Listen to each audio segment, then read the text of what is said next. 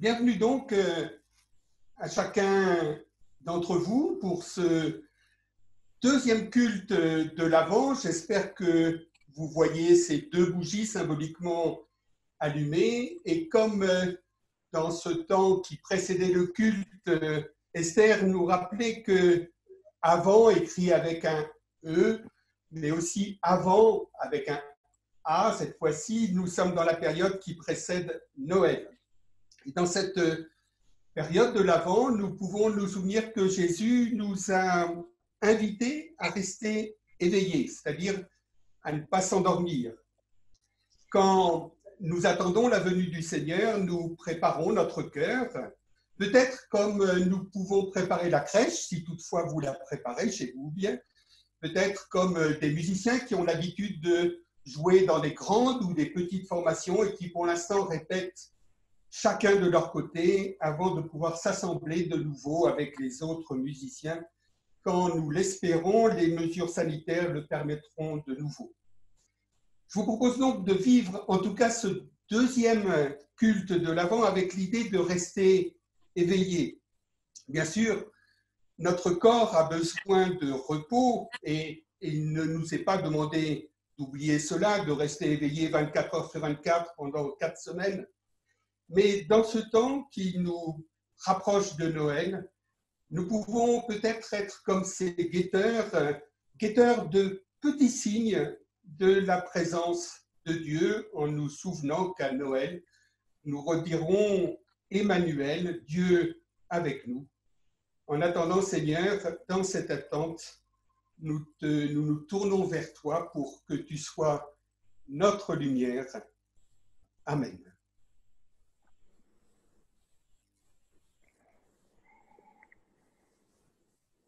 Avec le psaume 85 proposé aujourd'hui à notre écoute, comme le peuple hébreu évoquant le temps où Dieu rétablira justice et paix, nous louons Dieu pour sa présence manifestée en Jésus. Tu as montré ton amour pour ton pays, Seigneur. Tu as fait revenir les captifs de Jacob. Tu as enlevé la faute de ton peuple. Tu as couvert tout son péché. Tu as mis fin à ton emportement. Tu es revenu de ton ardente colère. Fais-nous revenir, Dieu notre Sauveur. Renonce à ta rancune envers nous. Seras-tu toujours irrité contre nous, prolongeant ta colère d'âge en âge? N'est-ce pas toi qui reviendras nous faire vivre et qui sera la joie de ton peuple? Montre-nous ta fidélité, Seigneur, et donne-nous ton salut. J'écoute ce que dit Dieu, le Seigneur. Il dit paix pour son peuple et pour ses fidèles, mais qu'ils ne reviennent pas à leur folie. Son salut est tout proche de ceux qui le craignent, et la gloire va demeurer dans notre pays. Fidélité et vérité se sont rencontrées, elles ont embrassé paix et justice. La vérité germe de la terre, et la justice se penche du ciel. Le Seigneur lui-même donne le bonheur, et notre terre donne sa récolte. La justice marche devant lui, et ses pas tracent le chemin. Sur un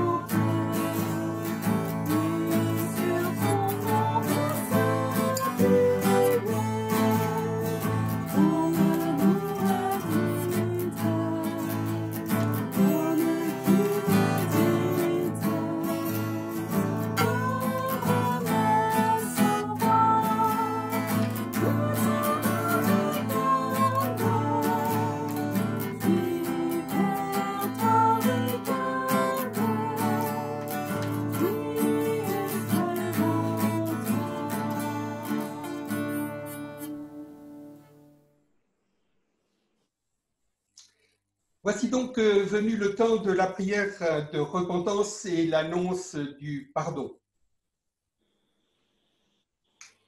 Qui n'a jamais conservé pendant des années des vieux habits usés, troués, tout juste bons à jeter, ou bien peut-être des vieux bibelots, des souvenirs de quelques lointains voyages, des meubles peut-être, des tableaux poussiéreux que personne ne prendra plus tard en héritage. C'est assez curieux de constater comment nous avons parfois du mal à nous séparer de quelques vieilles tenues familières auxquelles nous demeurons attachés sans même trop savoir pourquoi. Et je crois qu'il en est de même de nos vieilles habitudes et en particulier les mauvaises. Nous finissons même par nous habituer à notre propre péché. Oui, Seigneur, qu'il nous est difficile d'accepter la nouveauté de ton évangile. Nous voudrions bien te suivre, mais sans trop changer nos manières d'agir ni bousculer nos manières de penser.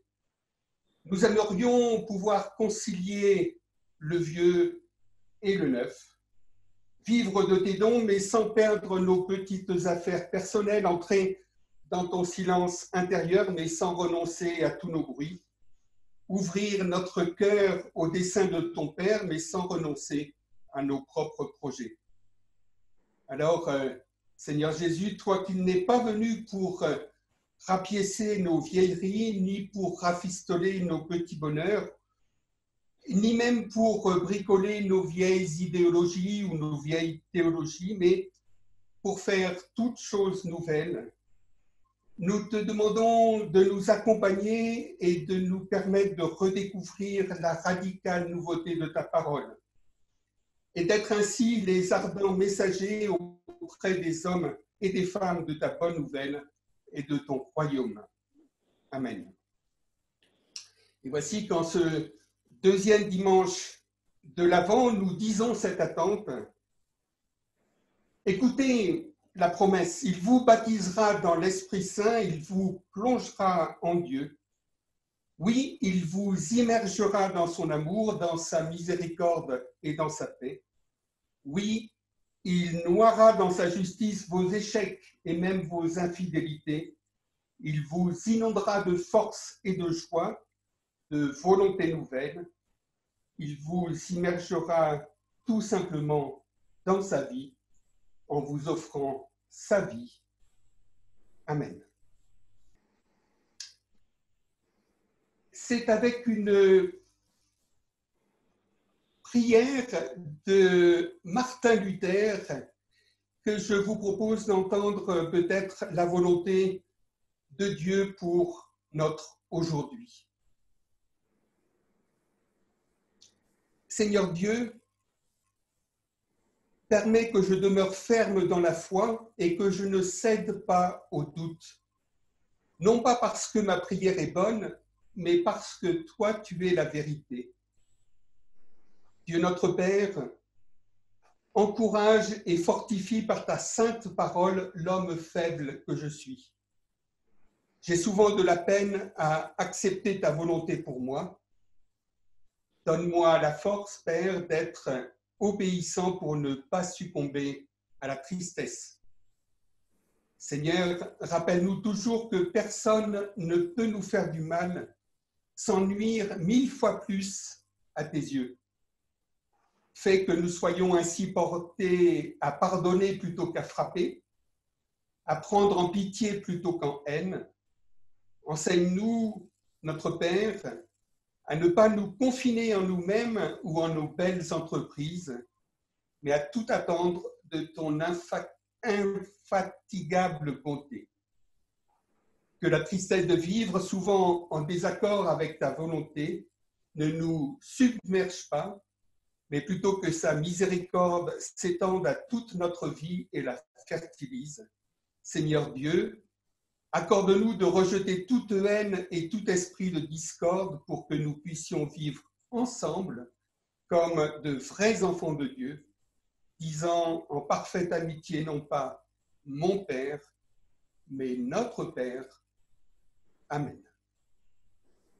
Ô Dieu, toi qui nous parles, dans le silence des déserts, dans la verdure des collines, dans le mystère des forêts, sur l'océan et dans les montagnes. Parle-nous aussi de ta voix qui murmure au fond de nos âmes. Amen. Je partage avec vous deux textes bibliques. Le premier dans l'Ancien Testament, dans le livre du prophète Ésaïe, au chapitre 40, les versets 1 à 11. Il fait partie des lectures du jour.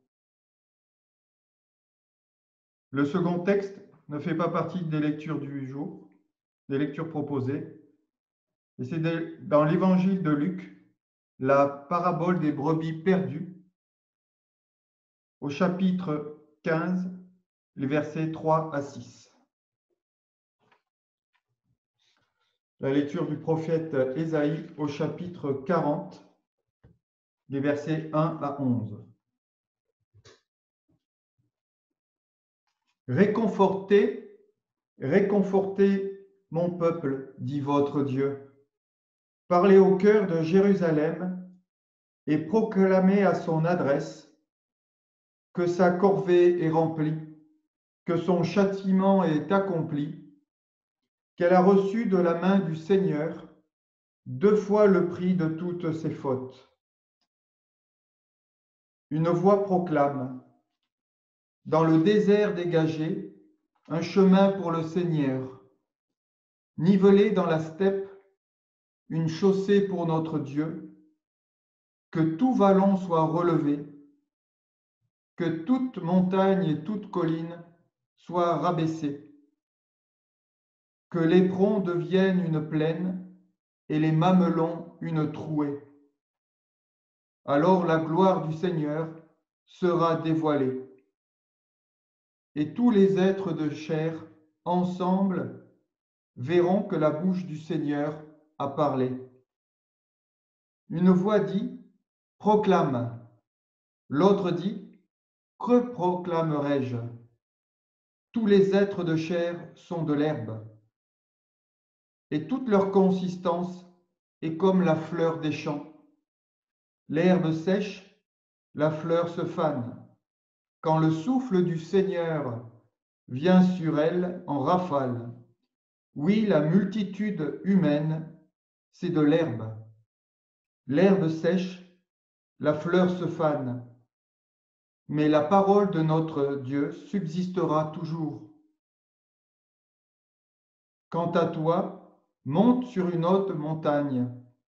Sion, joyeuse messagère, élève avec énergie ta voix. Jérusalem, joyeuse messagère, élève-la, ne crains pas.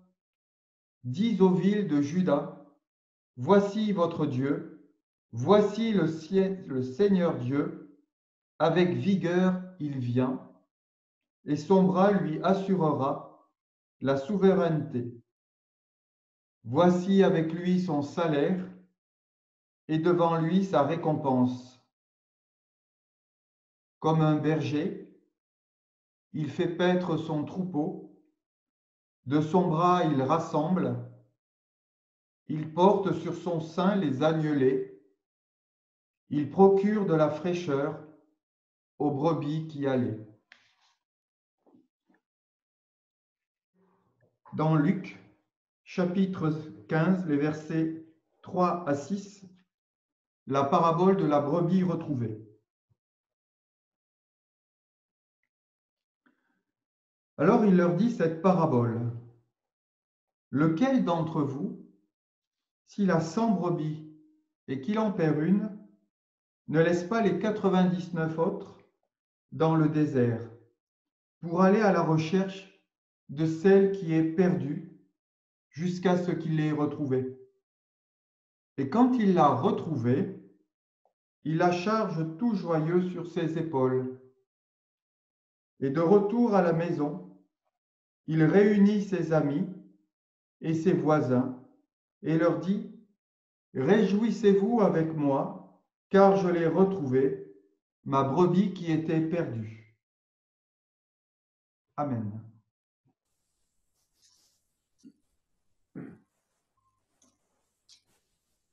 Pour celles et ceux qui connaissent bien ou assez bien leur Bible, la fin de ce passage d'Ésaïe avec l'image du berger qui prend soin de ses brebis résonne évidemment. Et ce n'est pas un hasard si la théologie chrétienne a pioché allègrement dans ce livre ô combien important, les soubassements de la Christologie. Mais ce n'est pas cette direction que je voudrais prendre ce matin, en tout cas à l'instant, parce qu'en effet, Ésaïe n'a pas écrit ce texte en pensant aux générations à venir qui auraient à reconnaître en Jésus de Nazareth la figure de ce Messie annoncé justement par Ésaïe. Non, Ésaïe a écrit au temps de l'exil à Babylone, dans un temps de dévastation théologique et de dévastation tout court, où toutes les fondations reçues des générations précédentes vacillaient. Il y avait le grand Dieu unique, celui à qui l'on rendait gloire dans son temple à Jérusalem, n'avait pas réussi à insuffler sa force aux Israélites et à empêcher les troupes de Nabuchodonosor de prendre Jérusalem, de détruire le temple, de déporter l'élite du peuple juif à Babylone. Comment cela pouvait-il être compris? Fallait-il se résoudre à croire que le dieu Marduk, que vénéraient les Babyloniens, était en fait un dieu plus fort que Yahvé? Eh bien, quand surgissent des catastrophes de cette ampleur, la théologie est obligée, elle aussi, de se poser des questions. Et la réponse fut assez simple à l'époque. Si cela avait été rendu possible, ce n'est pas parce que Yahvé était potentiellement moins fort que Marduk, mais que cela avait été rendu possible pour punir les Israélites de leurs erreurs. Presque 2 siècles plus tard, vous trouverez encore des croyants qui ont pu expliquer que les attentats du 11 septembre étaient eux aussi la juste punition de Dieu envers un peuple qui n'était plus assez croyant. Et si vous tapez sur un moteur de recherche Covid-19 punition, eh bien vous trouverez là encore de tels propos. Que je le dise simplement, cela est inacceptable et contraire à ce que la plupart des grands textes bibliques enseignent, à savoir que Dieu est amour. Et du coup, je reviens à ce texte d'Ésaïe, donc, qui a été écrit à peu près à la même époque que le psaume 85, qui a été lu par Jérôme tout à l'heure au moment de la louange. Nous ne le voyons peut-être pas forcément, mais ce texte contient énormément d'ironie dont nous ne comprenons pas toutes les subtilités. Et cela mérite peut-être une rapide explication. Le peuple hébreu en déportation, captif, était de temps en temps réquisitionné pour des travaux forcés avec d'autres peuples, eux aussi défaits Clément. Et captifs à Babylone. Et en quoi consistaient ces travaux? Eh bien, à aplanir des routes, à les rendre le plus praticables possible pour pouvoir de temps en temps organiser hors de l'enceinte de Babylone des grandes processions où l'on sortait les idoles des dieux et parmi elles la représentation du dieu Marduk. Ainsi, le peuple babylonien et peut-être tous les autres, je ne sais pas, pouvaient suivre facilement et sans surprise ces possessions. Du coup, quand les Juifs entendent ce texte du prophète Ésaïe, ils peuvent lire entre les lignes et recevoir un message d'espoir. Les Babyloniens vous exploitent, mais ils ne savent pas que cela est voulu par Dieu et qu'un jour, ces routes aplanies seront la route du retour. Ils fanfaronnent, ils croient tenir leur heure de gloire, mais un jour, ils seront eux aussi défaits. Alors, écrit comme une prophétie, ou juste après la capitulation de Babylone devant les troupes de Cyrus, je dirais aujourd'hui, peu importe. Ils font partie de ces récits qui redonnent espoir, qui portent l'espérance en dépit de tout ce qui est constatable et qui ne va pas dans ce sens. Ces voix nous décrivent un avenir prospère vers lequel Dieu avance avec majesté et s'investit avec puissance. Mais ce n'est qu'une vision. Bienheureux celle ou celui dont la foi lui permet de voir ce qui reste encore caché à ceux qui ne croient pas. Alors cette vision, elle était destinée à Israël en pleine débâcle. Mais je me dis qu'elle peut résonner pour nous aussi quand nous pensons à notre avenir. Peut-être que ces textes écrits en situation de crise aujourd'hui nous titillent doublement en ce temps de décembre 2020 où nous sommes encore en situation de crise sanitaire, écologique, racisme, crise économique et où la venue de Noël ne vient pas calmer complètement cette crise. Au moment où ces choses se passent, apparemment rien ne permet à Israël d'envisager un avenir prospère. L'exil a fermé à tout jamais les portes de l'espérance. La colère de Dieu semble s'être appesantie sur son peuple. La ville sainte avait été investie, les murs sapés, les notables exilés, la noblesse en partie décimée, un roi martyrisé, la faute commise, justifiant un tel châtiment reste inexpliquée et reste un peu finalement quand même imprécise. Mais c'est alors que la voix de Dieu change de ton. Le combat est terminé, dit-elle. Jérusalem est graciée. Elle a reçu de l'Éternel au double de ses péchés. Alors qui peut dire mieux? Nous avons bien sûr là un texte de circonstance, comme le fut peut-être l'appel du général de Gaulle le 18 juin 1940. Quand ce texte vient, les exilés peuvent relever la tête pour rester un peuple conquérant à l'heure de l'épreuve, afin d'affronter ce qui paraît être un châtiment qu'il aurait pu avoir mérité. Mais en fait, de châtiment, il n'y en a pas. Si des fautes ont été commises et ont provoqué ce désastre, celui-ci n'est pas le fait de la volonté de Dieu. Non, ce n'est pas Dieu, contrairement à ce qu'il croit, qui a provoqué le désastre et l'épreuve subie. Ce n'est pas une punition divine. Nous avons bien souvent tendance à croire que le malheur que nous subissons aurait pour origine l'action de Dieu qui vengerait son honneur à la suite d'une faute commise contre lui, mais la voix qui résonne à leurs oreilles par la bouche du prophète ne dit pas cela.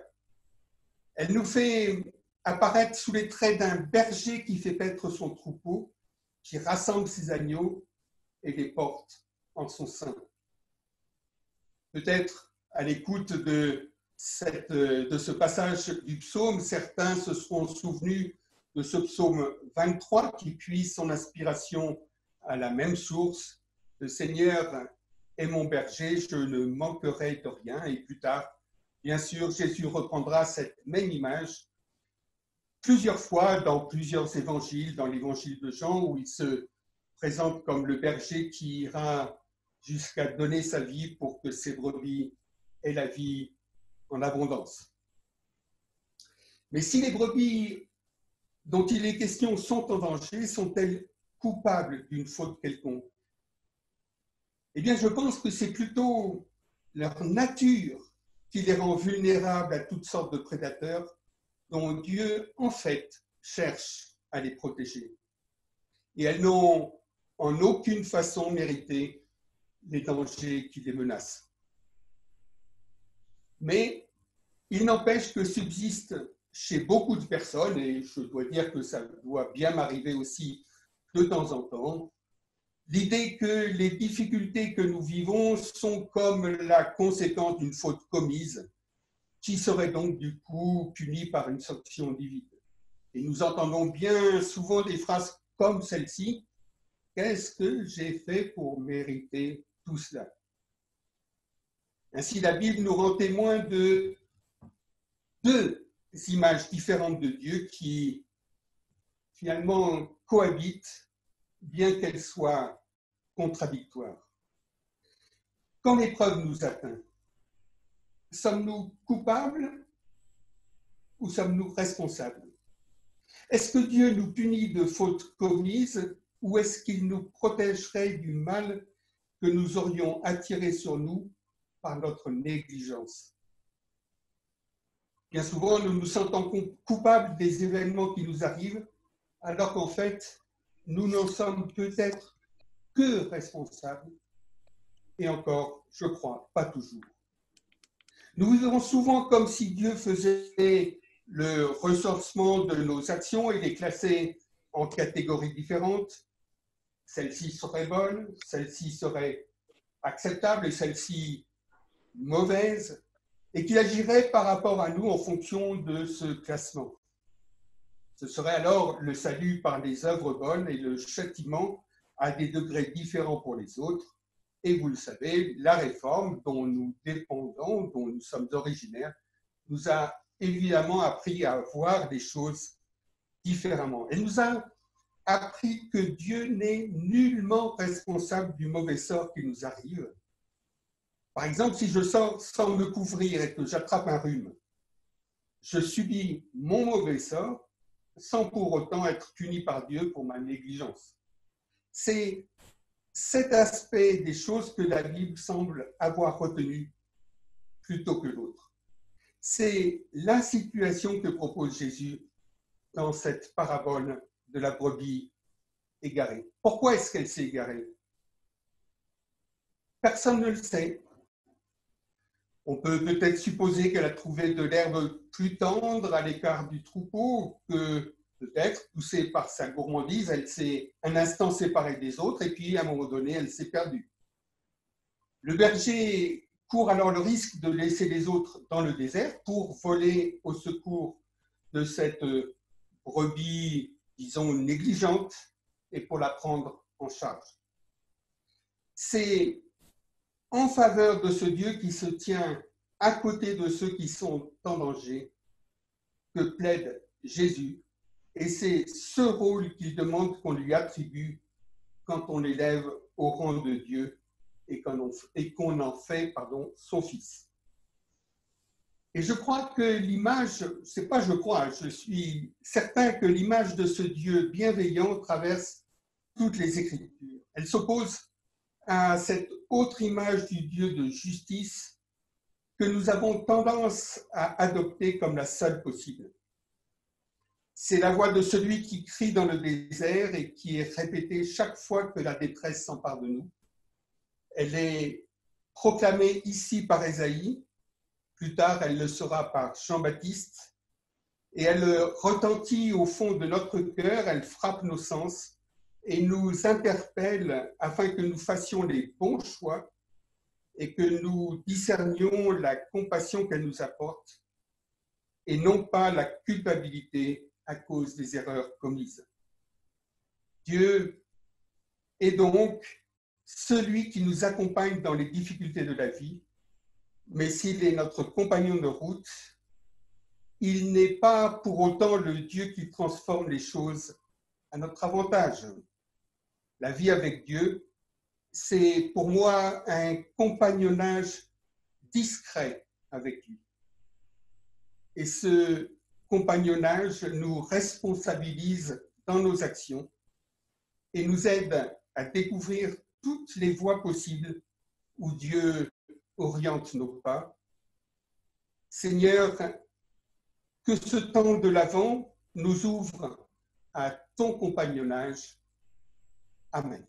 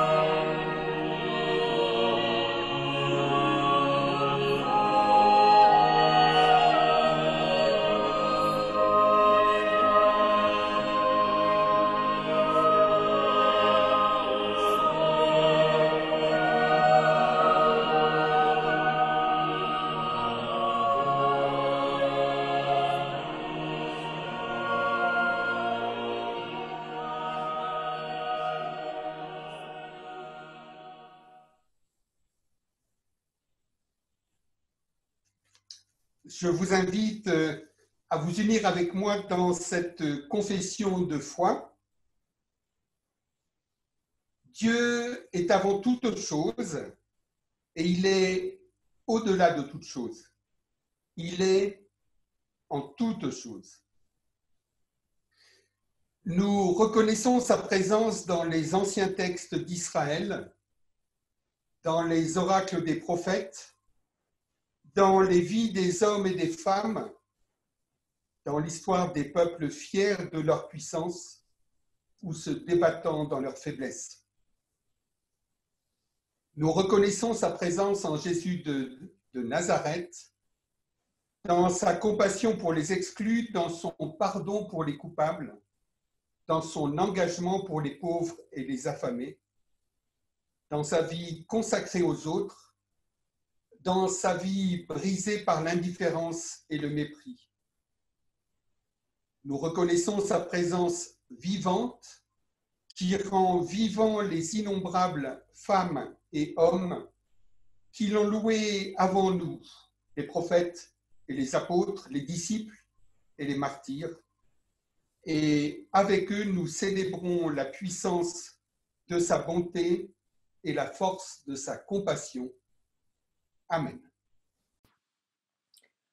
Après la longue attente, après le rude hiver, la nouvelle éclatante ébranle l'univers.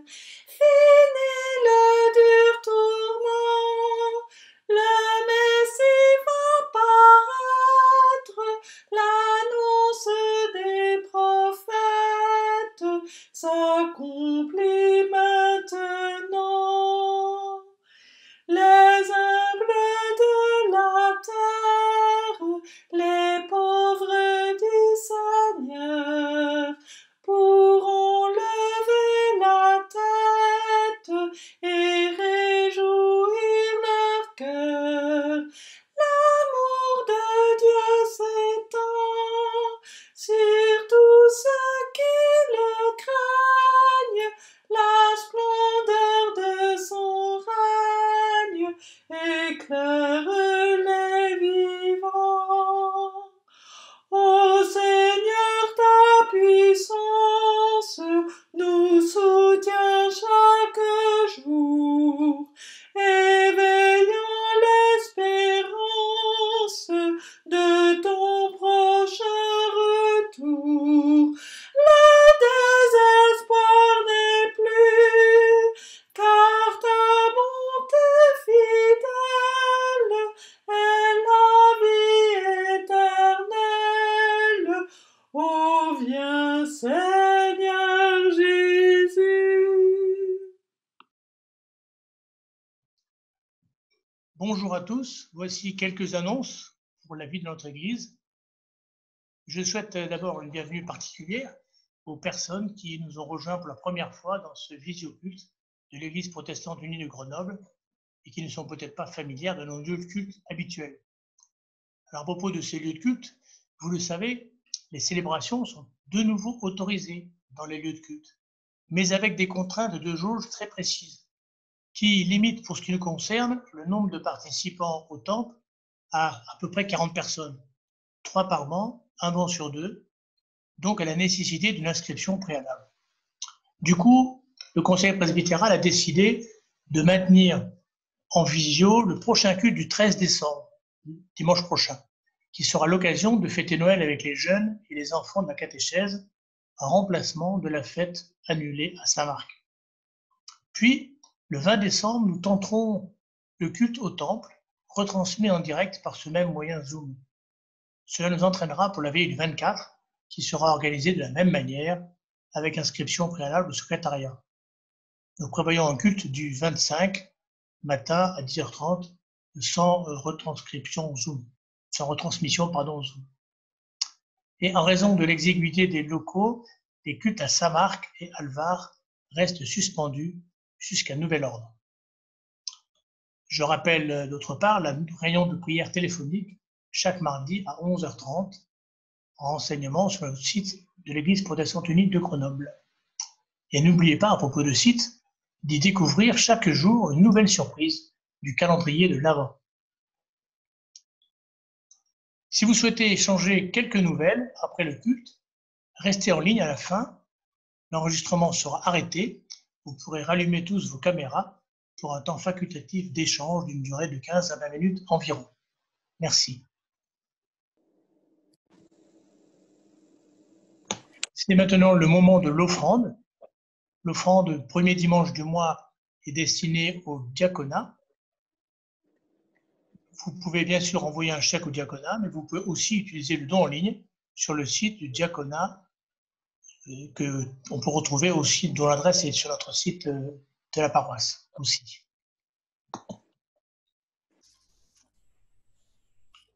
Voici donc le temps de notre prière.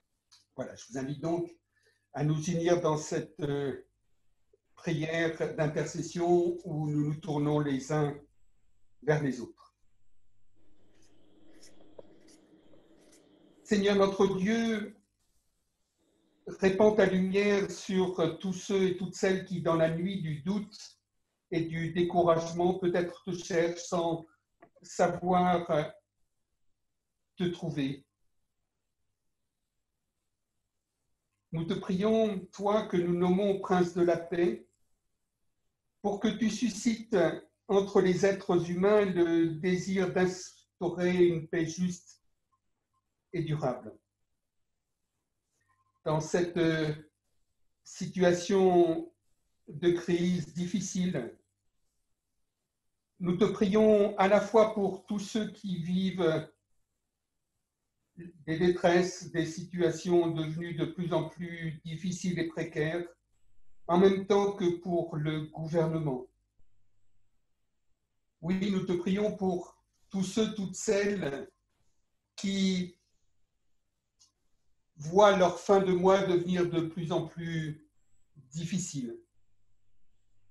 Et nous voulons porter aussi dans cette prière tous ceux et toutes celles préoccupés par l'état du monde, par l'état de la planète, et par tous ceux et toutes celles qui ont encore la possibilité d'agir. Pour nous, Seigneur, nous te demandons de nous aider, de nous mobiliser pour être des semeurs de paix, des artisans de justice, d'être chaque jour les artisans d'une espérance auprès de tous ceux, toutes celles qui souffrent. Nous te confions dans notre prière les malades, ceux et celles qui sont victimes de la haine, de la concurrence, de la guerre, des intempéries, et plus largement, pour quelque raison que ce soit, se sentent peut-être méprisés, tristes, délaissés.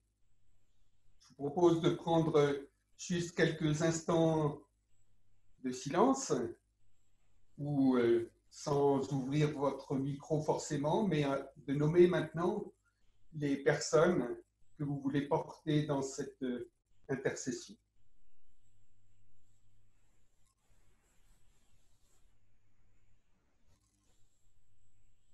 Seigneur, merci de recevoir nos prières comme une forme d'engagement de notre part, parce que nous savons que tu as aussi besoin de nous. Que ta lumière, ta présence soit pour tous une source de joie et d'espoir. Et nous rassemblons toutes ces prières. Si vous voulez ouvrir votre micro, je vous invite à le faire pour que nous disions ensemble notre Père. Notre Père qui es aux cieux, que ton nom soit sanctifié, que ton règne vienne, que ta volonté soit faite sur la terre comme au ciel. Donne-nous aujourd'hui notre pain de ce jour. Pardonne-nous nos offenses, comme nous pardonnons aussi à ceux Ceux qui nous sont offensés. et Et ne ne nous laisse pas entrer en tentation, mais délivre-nous du mal, car car c'est toi qui le règne, la puissance et la gloire pour les siècles des siècles. Amen.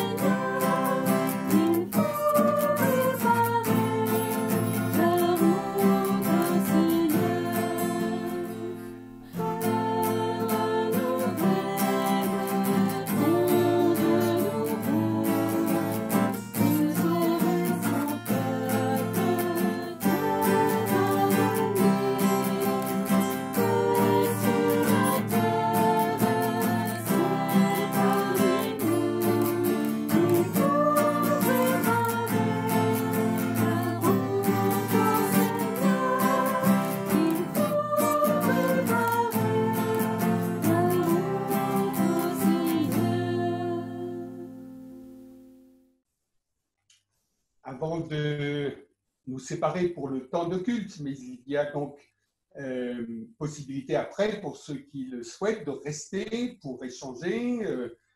Donc là, ce sera Esther qui reprendra la main. Je vous invite donc à terminer ce temps de culte avec à la fois une exhortation et la bénédiction. Et je le ferai avec un message que le roi d'Angleterre, alors il est soit George V, soit George VI.